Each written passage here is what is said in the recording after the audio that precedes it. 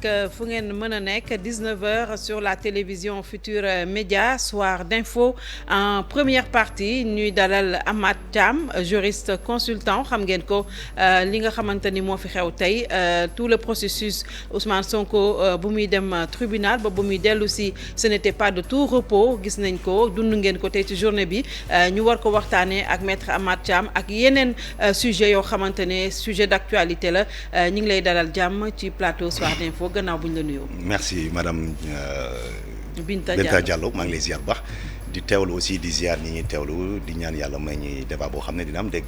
alors maa ngi koy wax léegi tey jii Ousmane Sonko dafa demoon tribunal wuy ji procès bi nga xamante ni moo waroon a am ci diggam ak Mame Mbaye Niang ancien ministre de la jeunesse bi nga xam ne moom moo ko porté plainte ci affaire Prodac bi dem na waaye bi muy dellu si gis nañ ne vraiment amoon na ay mbir yoo xamante ni àdduna bi teg nañ ci seen bët ndax ay vidéo yu circulé la naka nga jàngatee li xew.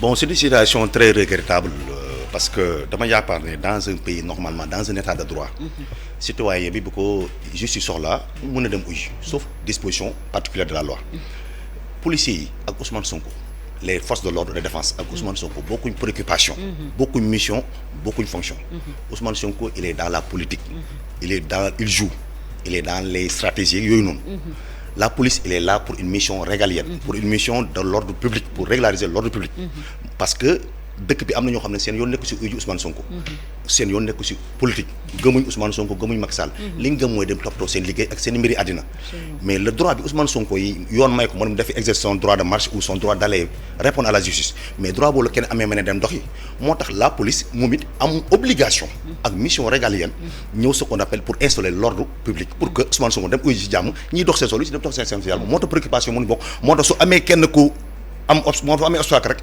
jàmmal la doy am parce que préoccupation yi bokkul parce que la police ils sont payés pour ça Ousmane Sonko mission politicien la il joue un politicien nous le savons tous policiers dañuy jouer parce que c'est pas la première fois Ousmane Sonko moo ko fi njëkkee policiers yi mu sa oo yëpp depuis Idrissa Seck Macky Sall bi ñu ko sécurité urbaine Idrissa Seck bi ku dig di oo ñoom ñëpp ku si uy ji oo sa ay mbooloo na leen kaale nga gunge donc c'est des faits irrépétitables bis répétitables toujours c'est les mêmes situations c'est les mêmes faits c'est les mêmes situations police tamit dans ses missions de régalienne et dans ses missions de rétablir l'ordre public donc am na droit moom ñëw taxaw pour faire face. waaw police ñëw na justement bi ñuy dellu ci image bi nga xamante ne moom heurté na ñenn ñi mooy bu ñu gisee waa BIP dañoo toj oto Ousmane Sonko vert yi ci kawam sax la daanu ñu extirpé ko ci biir oto bi dugal ko seen fourgonnette pour delloo si ko fii ci këram fu mu ne nii nu mu tuddati les droits de l'homme am na ñenn ñoo xamante ni ñaawlu nañ ko am na ñeneen ñoo xam ne nañu musuñoo gis lii ci démocratie recul démocratique la au plan juridique est-ce que lu waroon a mën a nekk la wala lu ñu mënoon a éviter la aussi. bon mooy li ma la wax ne la dès l'entame de mes propos. ne la am na situation mën nañ ko éviter. Ousmane Sonko dafa nekk politicien dafa xew ci jamono. il a une masse derrière lui moom it cette masse là moom bi mu ko utiliser di jël masse bi di ko utiliser à outrance à son bon vouloir ñëw leen ngeen def lii parce que moom it police du ko topp ci ay caprice am police il est là la légalité parce que bul fàtte y a ce qu'on appelle un principe qui dit que la violence légitime appartient à l'État état bu ne la lii ngay def parce que Ousmane Sonko dafa am itinéraire police na ko moom it dafa am benn mission ñoom ñaar moo tax man la kenn bu wàccee mission rek day am choc bu amee choc nag mooy indi lii parce que police mission régalienne loolu les policiers sont payés pour ça et les gendarmeries ñëw préserver l'ordre public et la tranquillité des personnes la liberté des gens et des personnes ñu war a dem dox seen soxla moo tax man la Ousmane Sonko ak ay nitam ñu amee dem doxi seen soxla yi maa marche librement noonu la keneen aussi amee droit dox ci ordre public bi dem doxi soxlam ci jàmm salaam ñu soit moo tax man la donc il faut que Ousmane Sonko bi nga xam ne mooy uji mu def ce qu'on appelle une preuve de retenue et de responsabilité parce que nit ki yàlla du la may mbooloo rek ngay jël mbooloo mi di ko user à outrance ou di ko utiliser à ton bon vouloir def leen nii di manipuler booy yi comme ça parce que li métti ci booy yi lay jógee xoolal depuis ñaari at yi ñaata booy lañ fi dóor ci mandat de dépôt ñu ngi ci kaso gi ñaata booy kan moo ci sonn seen yaay ak seen mbokk ñoo ci sonn donc il faut moom mi nga xam ne xale yi may nañ ko bu nopp moom it mu agir mais ne vraiment avec toute responsabilité parce que àddina bi y a quelqu'un qui disait que un grand philosophe qui disait que dans ce monde là tout espace de liberté qui vous est forte se transforme en espace de responsabilité parce que mieux ta liberté est grande plus ta liberté est grande mieux ta responsabilité est engagée donc il faut qu'il fasse preuve de responsabilité parce que police mënul fexe ba police doxul ci moral. police il reçoit des ordres c'est un corps qui reçoit des ordres. des ordres prescrits par les dispositions légales et réglementaires. Donc dans ce cas de figure là Ousmane Sonko mënu fexe donc ak tous ces agissements là mënu fexe ba police agit dans le cadre légal et dans le cadre des ordres qui les ont reçus de leur chef hiérarchique. Donc moo tax ma ne moom mu def preuve de responsabilité. waaw est-ce que moom aussi jàppul ne dañu bëgg a entraver sa liberté parce que gis nañ ne barki démb am na koo xamante ne moo yor communication bokk na ci ñu yor communication Pastef wax na ne dañuy force de l'ordre yi dañ leen di yokk de jour en jour devant le domicile de Ousmane Sonko. dañu jàpp ne loolu dañuy ragal ne sax xanaa Ousmane Sonko dafa nekk ci résidence surveillée te yëguñu ko xam nga loolu yooyu tamit lan la ci yoon wax et puis tam tey sànq bu mu jógee fële ca tribunal génnoon na pour dem defi conférence de presse mais aux dernières informations yu mu jot mooy ne dañ ko sànni lacrymogène ba mu delluwaat loolu yëpp tamit donc c'est pas normal violence moo amul benn solo mais li ma mën a wax daal ba wax ko ci mooy gis nga nit boo amee force il faut l'utiliser à bon escient. Bon police c'est une police li mooy liggéey. que ça soit Ousmane Sonko ne fi wala mu jógee fi. li mooy liggéey ils sont payés pour ça. Ousmane Sonko nag dama ne moom mi nga xamante ne bii. il veut être le président de la République du Sénégal ou veut le devenir. donc moom war def preuve de dépassement et de maturité lépp loo xam ne dafay tax xale yi di gaañu wala moom mi am problème ak police yi. mais na ko éviter. tribunal chaque jour ñu yaa ngi fi uy ji sans tempête ni tambour. mais sans tromper ni tambour. mais moom peut-être dayo bi ko yàlla may ci mbooloo peut-être moo tax bu génnee ñëpp jóg mais police moom it. de l'autre côté police parce que Ousmane Sonko ay déplacement parfois day am source de violence parfois.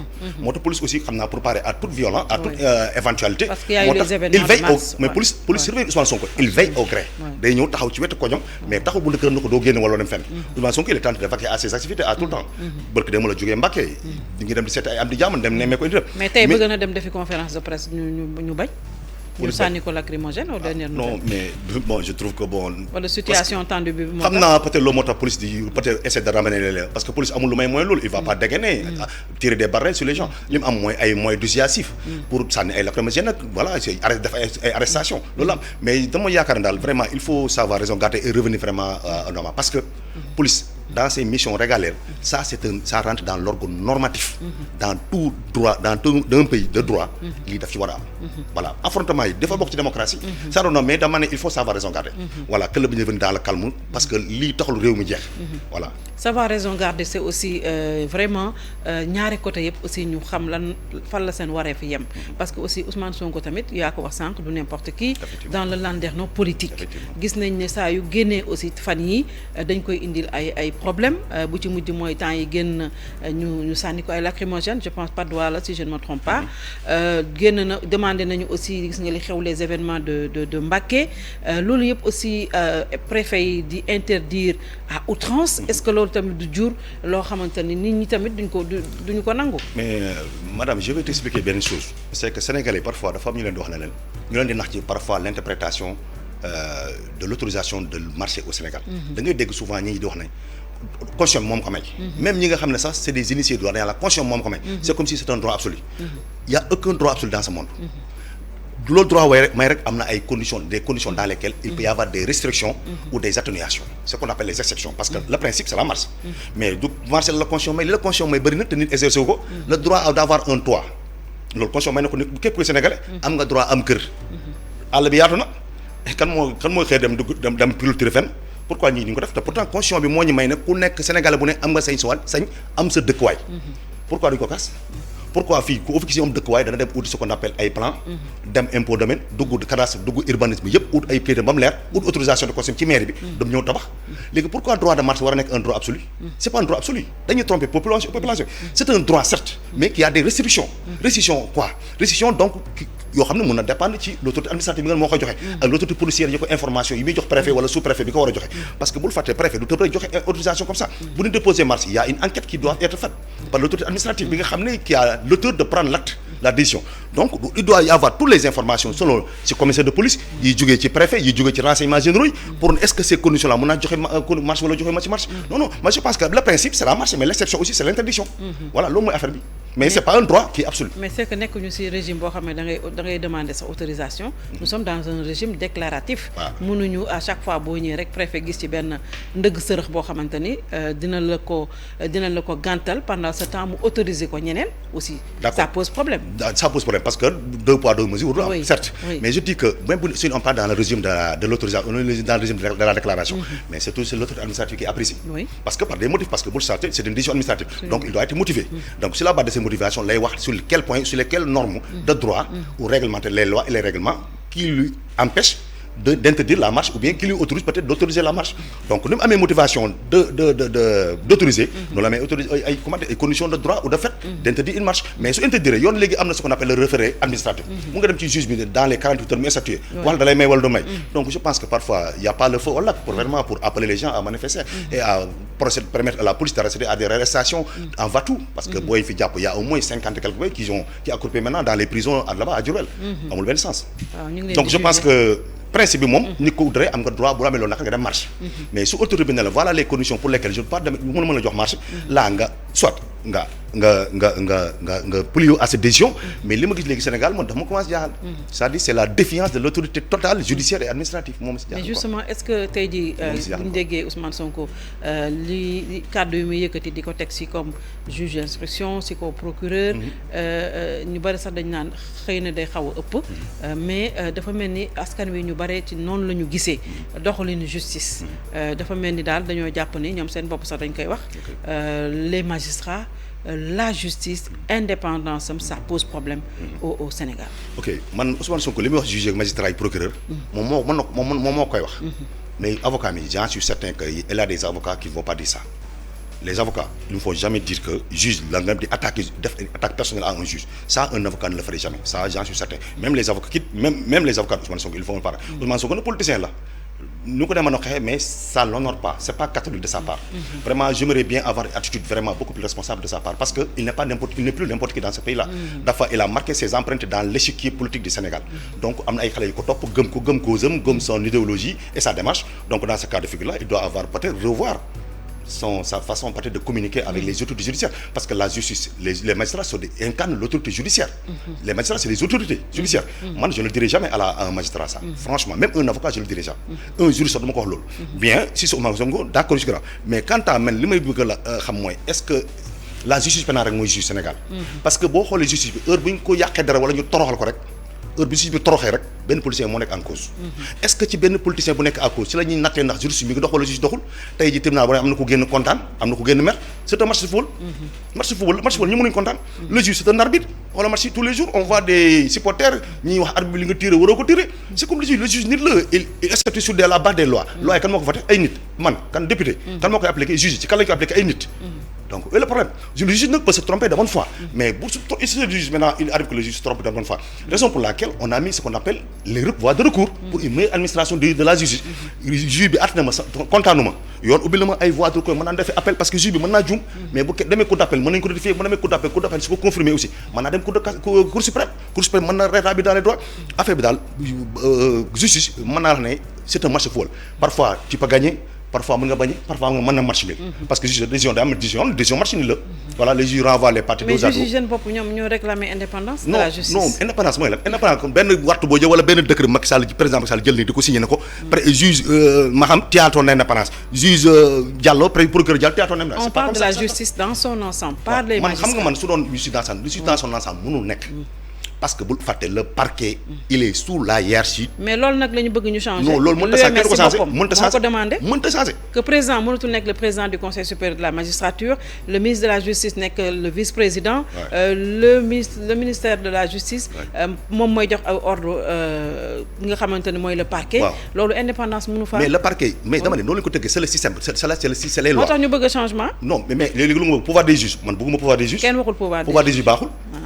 man je préfère juge yi ñu bàyyi leen noonu ñu équilibrer les choses parce que juge tey boo leen génne tey ci procureur de la fan nga leen dugal noonu leen boole ci parquet parce que bul fàtte la politique pénale est confiée à l'exécutif mu jox ko ministre de la justice ministère di ko confier le parquet qui est tenté de faire la mise en œuvre de par ses mises en œuvre par ses politiques de poursuite et de mise en œuvre de l'application de la loi c'est ça moo tax parquet mais est-ce que su continuer ça veut dire que la justice ne va jamais se réconcilier avec le peuple madame Diallo parce que dañuy jàpp ne toujours dañu nekk aux ordres de l'exécutif madame pour parquet boobu ils sont aux ordres de l'exécutif loolu moom du ay sax lu ñu balaamee c'est comme ça parce que y a ce qu'on appelle le principe de la hiérarchie la mooy hiérarchie mooy la man boo na moon ministre de la justice mooy jox juge bi ordre là damay tiit parce que le juge dafa war a indépendant parce que moo tëddee njaaxaanaay mais le procureur il y a ce qu'on appelle les quatre principes du ministère de la justice il y a ce qu'on appelle le principe de la hiérarchie le principe de la hiérarchie l'irrécusabilité l'irresponsabilité ak l'indivisibilité du parquet donc dans ces cas de fii bokk ci parquet nga ne parquet na génn ci ministre de la justice bu génne ci ministre de la justice donc la mise en œuvre de la politique pénale kan moo koy doxal kan yow nii nga bëgg ñu bàyyi ko mais nañ ko bàyyi nii mais parce que procureur du joxe c'est pas le procureur parce que dégg nañu UMS Union des magistrats du Sénégal ci boppam am nañ ci droit ñoom ay magistrats lañu ñoom ñoo ne dañu bëgg indépendance man d'accord ma ci avis boobu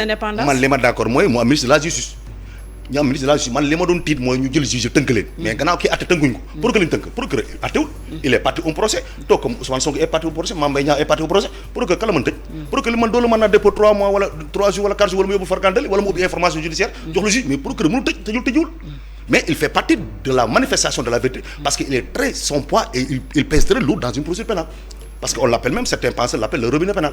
yaa ngi koy soog il pèse très lourd le parquet. bien sûr léegi nag doole boobu mu am nag il a droit de vie et de mort sur tout le monde. déedéet est-ce que duñu ko wàññi non pas droit de vie et de mort est-ce que duñu ko wàññi ñëpp di wax parquet kenn musu wax procureur ma tëj parce que la preuve. mais parquet aussi doole bu mu am ci réew mi dafa bari jëlal décision du juge bu la neex ci àdduna bi. procureur musu ko signé. toujours c'est le juge qui signe et son greffier. toujours les décisions du juge procureur mësu ko signé partie civile du signé partie défense du signé toujours c'est le juge qui signe signature du juge bi sama benn baay avocat moo doon def stage ci cabinet nee na ma la signature du président bi juge moo tudd maa ko àtte la signature du greffier tudd maa ko seede si ñoom ñaar ñooy signé donc la moo ci yoon procureur procureur bu ko neexee parfois nga gis procureur amul doole ci yow ci réew mi non am na doole mais c'est équilibré dañ ko équilibré am na fi ñu ko parce que procureur tey mi ngi am sañ-sañ def la benn affaire am nga soit sañ-sañ dem attaque décision bi am na ñu am nga def recours devant la chambre d'accusation tey procureur aussi dans le cadre de su procureur tey defoon benn acte de poursuite ci benn nit su ko neexoo mën a dem ci devant la chambre d'accusation attaque décision procureur bi chambre d'accusation atte leen parce que procureur il est parti au procès il est très fort dans une procédure pénale mais il ne fait pas toute la procédure pénale parce que ñi dañ ci am àq juge dañ ci am àq partie civile am ci àq défense am ci àq parce que moom parquet aussi mën na ko génne ci procédure pénale parce que poursuite yi partie moom mën na ko déclencher wala partie civile wala victime mën na ko déclencher mais la mise en œuvre de l'action publique c'est le procureur moo ko initié devant la parce que c'est le procureur qui requiert la peine mooy jóg wa def réquisitoire am na procureur monsieur le juge kii lañ koy toppee nangam ak nangam dama bëgg joon tëj ko nangam ñaata nga fa dégg procureur wax ne nañ tëj 1 an wala 3 mois wala ferme juge bi at bàyyi la nga ñibbi pourquoi ñaata nga ko dégg juge bi bàyyi na ko procureur li mu requéroon juge bi topp ko le juge n'a pas suivi le tribunal ñaata nga ko dégg voilà mais dégg nañu Ousmane Sonko mu ne procureur moom moo falsifié son dossier. moo falsifié son dossier. waaw so le rapport préliminaire. waaw ak ki nga xamante ne mooy le gendarme Touré aussi il a dit que dugal na ci ay dossiers compromettants pour Sonko. parce que dégg naa am naa ay bribes ci conférence de presse procureur l'ex-procureur de la République. Serigne Bassirou Gueye weddi na ko. waaw weddi na ko nee na moom c'est sa parole contre celle de Touré et de Sonko. non parce que du parole le procureur parole Touré bokkut ak parole Ousmane Sonko. parce que c'est des agents assermentés. le procureur est un agent assermenté. oui mais gendarme bi aussi moom moo vendre la mèche. non mais moom nee na moom vendre la mèche la ndax procureur def ne ci li ma jot dégg daf ne moom amoon na 2 mois pour attaquer Ousmane Sonko. parce que Ousmane Sonko da ko bëggoon jàpp. moom yoon maye na ko mu utiliser qu'on appelle la voie de flagrant délit. wala mu utiliser enquête préliminaire. il a opté le deuxième choix. maanaam enquête préliminaire. ñu enquête indi ko dossier bi. mais nee na moment boobu su bëggoon jàpp Ousmane Sonko day utiliser qu'on appelle l'enquête de flagrance. absolument voilà mais dans ce cas de figure là kon bu ñëwee Ousmane Sonko ne moo ko d'après les dits de procureur. Ousmane Sonko moo ko taxal mu ne laaw ça da koy jaaxal daal vraiment. mais bul fàtte aussi le procureur de la République c'est le patron de la police judiciaire am na droit surveiller enquête procureur am na droit fi policier enquête sama ñoom toog fa. procureur am na ko am na si droit. parce que c'est lui qui est le patron de la police judiciaire police bu ñu enquêté ba defee rek fu ñu ko yóbbu ci procureur mooy seen patron waaw duñu ko yóbbu ci juridiction procureur lañu ko yóbbu après c'est le procureur maintenant de libre à lui de voir est-ce que dafay bàyyi ni ki mu dem est-ce que les charges sont suffisantes ou pas mu ubbi information judiciaire wala mu yóbbu la flagrant délit wala mu bàyyi la nga dem mais procureur mooy apprécier mais léegi naka lañu mën a def ba justice bi gën a am tuuti indépendance parce que aussi bu fekkee président de la République moom mooy gérer carrière magistrat yi xam nga loolu tamit dina xaw a doy waar de. c'est un débat interminable. oui débat bu ki mën ko jeexal. léegi lan la ñuy def aussi pour juge am seen indépendance. waaw lan la ñuy def pour juge am seen indépendance. non man comme yow nee nga bu juge indépendant justice indépendante na. mais pouvoir des juges sénégalais yi gën wàll gi yëpp nee nañu indépendant wu. parce que dañoo xamul la magistrat yi nee nañu indépendant wu. dañoo xamul la gravité de la justice. la justice est redoutable et redoutée. oui justice dafa grave. man tey mën naa nekk fonctionnaire Macky Sall xëy président Macky Sall xëy affecté ma. beneen dëkk Tamba. sama benn kilifa ko xam wala ku ma jege dem ñaan ko dara nga mu retiré décision bi est-ce que décision du juge mën nga ko mën nañ àtte tey ngoon mu retiré ko. loolu mën na nekk. tu as vu la différence. moo tax il faut faire très attention il faut équilibrer les pouvoirs.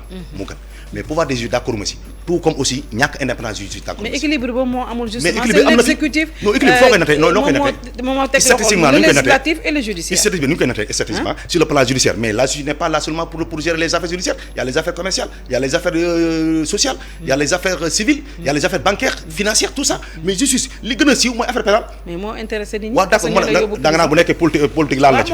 politique laal na ci mais tey ñaata lañu defee tey xam nga parc Dakar bi rek kese wuma la Pikine parc Dakar xam ñaata lañu defee tey kan moo ko yëg pourtant la justice interne de faire son travail justice bu defatul liggéeyam seulement dëkk bi kenn du xëy doxi wala nga xëy génn dana du yomb de nañ bàyyi justice bi nu mel. est-ce que indépendance bokk na ci ñu juger la tëj la président ñëw yónnee ay ndawam ñu waxtaan après ñu defal la grâce génneel la ñi ñu exil leen ñi ñu bàyyi leen fii toogaat ba mu neex ko pour des questions hautement politiciennes ñu ne dañ lay defal amnistie nga dem defi élection est-ce que loolu tamit. voilà ça ci justice bu libre la le dernier argument c'est des motivations politiques. mais sur le principe de droit. justice après avoir fait son travail. parce que y a un temps de la justice. parce que yoon dafa may les trois pouvoirs. les trois mamelles de l'institution de l'État. on la may ay pouvoirs. président am na grâce. assemblée nationale am amnistie. justice am lan justice moom it day élargir nit day justice am na ce qu'on appelle parfois des décisions d'humanisation. sursis lan la ki la war a yóbbu ko sax may naa la sursis. loolu du humanisation. libération conditionnelle lan la. liberté provisoire yi nga dégg lan la.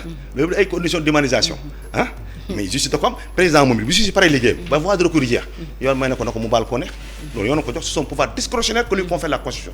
c'est comme si l'Assemblée nationale aussi de soit les députés les 10 des députés peuvent jóg ne dañoo bëgg def ay benn ce qu'on appelle une loi d'amnistie efface ce qu'on appelle des ñoo xam infractions yi am nañu faits pas des infractions on ne sait pas des faits on amnistie des faits ne faits yi dañoo bëgg président jéggal jër président yi député mën na jël initiative la loi mën na jógee ci présidence ne dañoo bëgg a jéggal ñi mais quant à maintenant les motivations de ces dispositions ça peut être parfois politique le plus souvent c'est des raisons politiques mais dans la démarche c'est légal c'est prévu par la constitution voilà. alors ñu ngi wax aussi am na ñoo xam ne nee nañu sax dañ fa war a jëlee ay préfet ay gouverneurs yi nga xamante ni ca colon yi la woon ba léegi Abdoulaye Wade sax ñëwoon na fi avec son projet de provincialisation tey jii dañu jàpp ne aussi préfet yi aussi sont aux ordres de l'exécutif lu ñu bëgg rek la ñuy def. parce que ñoom tam ministre de l'intérieur moo leen di. moo leen di jox ordre bul wax aux ordres c'est-à-dire les préfets waxuma ko dama ne loolu la ñu di wax ministre de l'intérieur. waaw dañuy dégg les politiciens oui. man mii sa sama papa am na su ma woon jël su ma bàyyil ma ñaan bàyyi dafa am yoo xam ne bu la ko yoon maye. ngor war na la koo xañ yoon. man sama papa may na ma su ma tooñee sama papa wala sama mag mu bokkal ndey bàyyi yoon may na ma su jëlee sama alal neexuma su ma neex ma porte ko plainte mais ni ma yoon may ma porte ko plainte est-ce que ngor muy ma aussi man a kii sama deret la mën naa ko baal c'est ça man maay xool maa apprécier donc les préfets les sous-préfets là c'est l'administration c'est le principe de la hiérarchie soit tu te conformes à la loi aux dispositions prévues par le statut général de la fonction publique wala nga jàpp da uti loo defi parce que ku ne administration ne hiérarchie sinon il y aura des désordres kan mooy respecté kat kanaa kër sa dem kilifa nga administration dem kilifa léegi nag réew mi ñàkk kilifa gi mi commencé di ñàkk kilifa moo tax on va n'importe quoi dans ce pays parce que doole ji dafa bari dañuy am seen doole bëgg ko teg nit ñi duñ ko nangu doon xaw ma doole ko day xaw ma ñee dañuy bañ doole mais dama nu mu demee réew mi actuellement pouvoir bi am na ci wàll opposition am nañ ci wàll nañ réew mi dañ koy waxtaan réew mi kenn mënu ko yàq nañ waxtaane ndànk-ndànk moo gën jaayante doole bi pouvoir bi doole bi war na ko utiliser à d'autres fins kii bi tamit l'opposition ñoom it ils n'ont qu'à retourner dans leur mission ou rôle régalien. En quoi faisant l'opposition son rôle man bi ne jàng système politique sénégalais le rôle de l'opposition c'est de critiquer l'action du gouvernement et de faire des propositions alternatives c'est ça la mission de critiquer et pour faire des propositions alternatives mais pas tout le temps xeex jàppante confrontation mais bu yàggee xoolal actuellement tout le monde est anxieux ñi dañ jaaxle parfois da ngay dem sax da ngay écorner l'économie du pays parce que ku bëggoon na tey ñu investir da nga naan Sénégal d'ici 2024 jarul may dem parce que wóorutul la situation est tendue lu ko waral confrontation entre pouvoir et opposition moo ko waral je pense que ñi ngi porter est-ce que pouvoir aussi ak doole ji mu am waru ko wàññi aussi si di ko teg si kaw opposition parce que la puissance la force publique maanaam na police bàyyi force publique xajul ci kenn parce que bu ñu génnee Sénégalais tey gis nga ko mën na dépendre sur l'économie wax nga ko léegi tey jii bi may ñëw man gisuma kenn ci mbedd mi ça veut dire que les Sénégalais se sont barricadés parce que depuis démb on voit des chars de combat dans la capitale loolu tamit force boobu tamit est-ce que tamit bu ñu ko bëggee di dissuasion la peut-être mais c'est trop quand même ci teg ko ci kaw mais ça c'est que doy Sonko bi xam nga Sonko moom heure bu ngeen day dem fuul wala parfois malheureusement mun na dériver sur des sur des incidents yoo xam ne peut-être mën na porter préjudice le matériel nit ñi wala seen personne physique yoo xam ne dañu ci gaañu moo tax police pour parer maintenant les forces de l'ordre et de défense pour parer maintenant à surtout cette éventualité ñoom wax naa la mu ñëw Sonko bokkuñ préoccupation Sonko day jouer day politicien ay jouer c'est des joueurs mais la police elle est là pour parer à toute éventualité parce que nee naa la nit ñi dox seen soxla nekkul Sonko moo leen intéressé wala Macky Sall moo leen am na ñoo xam ne dem dox seen soxla yi moo leen intéressé am na lu leen ñor loolu la ñu doxi mais le droit d'occuper la voie publique ne vous donne pas aussi parce que le droit de monsieur Ousmane Sonko s'arrête là où commence ceux des autres d'accord le droit de manifester de descendre sur la voie publique sur la voie publique d'aller répondre à une convocation avec sa masse mais ne donne pas aussi le droit d'obstruer les rues de Dakar parce qu'il y a d'autres personnes qui veulent aller au travail est-ce que du moo tax ma ne la police ñoom police moom it dans ses missions régaliennes aussi il doit rétablir l'ordre c'est ça. Mais est-ce que du doole boobu ñuy génne par exemple toute cette force là armada yi ñuy génne ay chars de combat pour benn nit benn opposant est-ce que nekkuñu sax di may doole Ousmane du benn nit bu doon Sonko rek amul problème du benn nit Sonko mais justement dama ne ñaata ñoo ko topp dama ne mais justement c'est ça parce que bu ñu léegi bu policiers yi toogee est-ce que du ñoom ñoo ko may doole bu mu amagul non police loolu liggéeyam lay def police bu tey journaliste bu ndayoon dañuy def manifestation bi da nga fa gis police place les basi ñëw taxaw di leen xaar police moom la may liggéey pare à toute veiller su police veillé ñu la tamit veillé su police toogee ñu tax ana fu police nekkoon donc qu'est-ce qu'il faut faire moo ne est-ce que moom saa yu génnee police topp ko bu tëddee police toog buntu këram buy génn ñu accompagner ko nekk doo fi jaar est-ce que loolu sax may ñu Ousmane Sonko doole boo xam ne amagu ko peut-être loolu c'est les policiers qui vont apprécier mais xam naa dañ ko yóbbu peut-être renseignement dañ ko yóbbu bulletin S bulletin S la ko renseignement yóbbu maanaam li bulletin S mooy bulletin personne à surveiller mooy bulletin S ci renseignement moo tax ñu di ko surveiller comme du lait sur le feu Ousmane Sonko duñu ko surveiller xanaa du opposant rek non mais pas comme les autres ku ne dafa am loo yàlla may peut-être gis nga bu génne nu mu mel loolu la ko yàlla may Abdoulaye Wade gis nga nu mu meloon ci bay rek macha allah voilà ku ne ak loo yàlla may yàlla moo ko may bay rek mais nag maa ngi koy ñaan vraiment qu'il arrête d'utiliser ou d'abuser vraiment de la xale yi ko topp bëgg ko mu ci abusé wala. mais doo ñaan état bi aussi mu wàññi pression bi muy teg ci kaw opposition. mais en tant que juriste justement balaa ñuy jeexal dama bëggoon nga ñëw ci le débat du troisième mandat bi nga xamante ni juriste yi yëpp ku ci nekk wax nga ci sa xalaat yow lan moo ci sa xalaat. man sama xalaat li conseil constitutionnel daal la mooy sama xalaat. mais li ma jaaxal ñu koy expliquer. ñoom deuxième alinéa bi la ñëw article 27 bi ñaari alinéa la ñaari ligne la dañ ne le mandat du président de la République est de 5 ans. Nul ne peut faire plus de 2 mandats consécutifs. Mais bu la neexoon sax ñi recteur bi la ñu bañoon def point def virgule ñëw à la ligne. Ne le mandat du président est de 5 ans virgule. Cependant nul ne peut faire plus de 2 mandats consécutifs. moo ko doon gën a leer moo na nekk. mais pourquoi ñu wax dernier alinéa bi ñu wax premier bi parce que 2 la. du benn ligne ñaari ligne la. dañ ne mandat de 5 ans bi la wax. léegi nag conseil mooy apprécier ndax 7 ans bi ci la bokk wala bokku si ça c'est pas mon rôle. mais Sénégalais yi nee nañu non c'est pas Sénégalais du ñoom na si terminus. Sénégalais du ñoom ñooy juge constitutionnel. ku ne da nga am sa rôle. c'est l'opinion. Il y a un juge. Police jouer rôle, journaliste def rôle, juge conséquent. L'opinion c'est l'opinion. C'est pas l'opinion de dicter ce que fait la loi, ce que fait le droit, ce que fait le juge. Non mais parce que ñoom dañ ko dégg ak ay ñi mu àndal ñu wax que ne egsi nañu terminus c'est le dernier quinquennat c'est fini 2024 jeex na après ñu dem ba ci biir ñu ne le conseil constitutionnel aura le dernier mot. Mais Sénégalais yi dañ ko bëgg a jël léegi nee nañu moralement il doit partir. Non mais moralement du droit man droit lay wax man moral engagé wu. non droit réew mi moral téyewu ko réew mi droit koy doxal. kon daal conseil constitutionnel moo am le dernier mot. c'est le seul juge arbitre du jeu électoral. mooy le seul juge et l'arbitre du jeu démocratique. parce que ça s'est passé en 2012 avec Wade. après maintenant su ko defee conseil am na rôle am. les électeurs aussi am nañ seen devoir. su conseil day jàll. après les électeurs ñoom am nañ seen rôle. dem urne ba faj leen naqari. ku ci am loo neex nga wane ko ku ci am loo naqari aussi nga wane ko. par les unes mais je pense que xeex bi jar ko. Sénégal léegi parce que carte dafa am njëriñ. waaw ku ci loolu naka dem xaar ba nga voté ku la neex. mais ñoom nee nañ duñ permettre muy bokk opposants yi. on verra bien. ñu ngi lay gërëm. merci Ahmed Thiam di juriste consultant gërëm leen sant leen dem publicité gannaaw publicité yi Fatou Kiné Deme dina fi teew pour le journal.